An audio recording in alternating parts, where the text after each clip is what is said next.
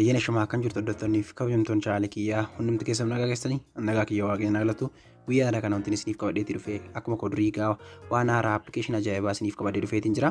Guyyaadha kana kan isiniif qabadheetii dhufe namoonni baay'een yeroo ammaa kana kan buufatanii itti fayyadamaa jiranii appilikeeshinoota haaraa ta'an baay'eetu jira. Isaan keessaa kan namoonni hedduun saayitii muraasa gidduutti daawunlood godhatanii aappii ajaa'ibaa tokko godhachuu akka inni isiniif qabadheetii dhufe. Innis maal kan jedhuu fi fakkeenyaa fi an iskiriinii bilbila kiyyaarraa osoo wallpaperii tokko yookiin suuraa tokko hin kaa'atini bifa kanaatiin bakkee fayyadamaa jechuudha. Kunooti bakka barbaade deemuutii ilaaluutii nan danda'a jechuudha. Kunooti akkuma agartanii kunoo bakkee kana keessa daawwachaa bifa kanaatiin wallpaperootaan barbaade kunooti fayyadamuutii nan danda'a jechuudha. Kanaaf bakkee bakka barbaadan iddoo barbaadan daawwachaa jechuudha.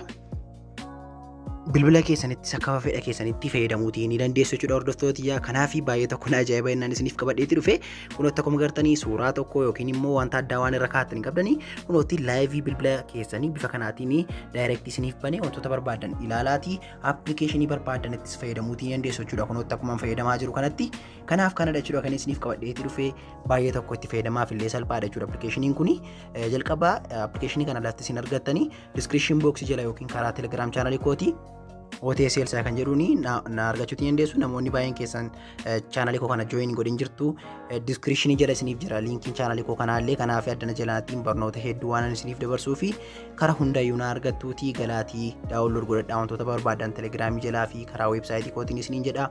Egaan akka daawunlood gootanii instaal gootanii keessoon appilikeeshinichaa kanadha jechuudha kan inni fakkaatu. Hanganatti fayyadamaaf hin cimu kunooti wantoota kana sadanii qaba jechuudha. Inni jalqabaa live wallpaper jechuudha. Kana daayirektii irra kaa'achuutii dandeessu ofiisaatiin diifaaltii kan of keessaatii qabudha jechuudha. Kunoo jala kanarraa set wallpaper kan jedhu kana kaa'achuudhaan irra akka inni isiniif daawwachuutii dandeessu jechuudha. Inni lammaffaa irratti argamu kun immoo transparent kan jedhudha jechuudha.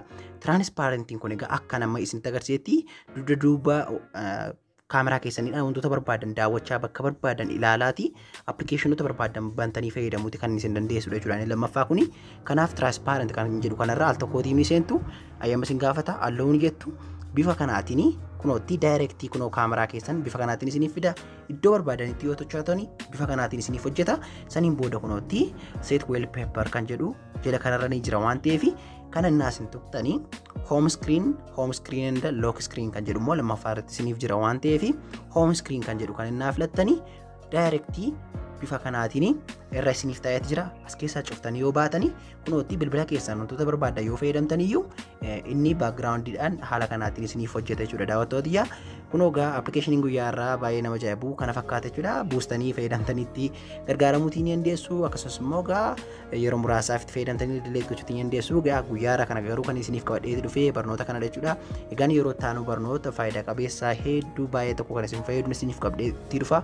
Ammas ta'ee naaf tura sinan jaalladhaa sinan kabajaa. Bye bye.